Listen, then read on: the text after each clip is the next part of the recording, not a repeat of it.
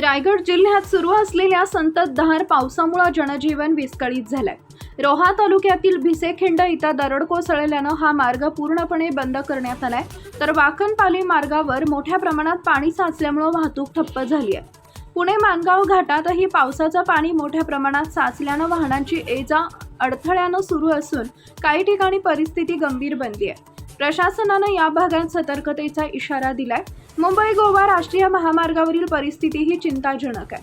सुकेळी गावाजवळ महामार्गावर मोठ्या प्रमाणात पाणी साचल्यानं वाहतूक पूर्णपणे बंद करण्यात आली आहे। नागोठणे येथील रेल्वे पुलाखाली पाणी भरल्यामुळे वाहनाची ये-जा थांबली असून महामार्गाच्या दोन्ही बाजूंना वाहनाच्या लांबच लांब रांगा लागल्या।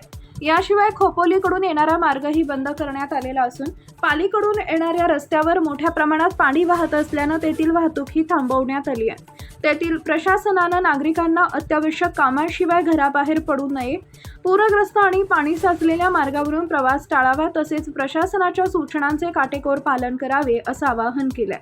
टाइम्स ऑफ महाराष्ट्रसाठी रायगड जिल्हा प्रतिनिधी दिनेश चाफळकर यांचा रिपोर्ट।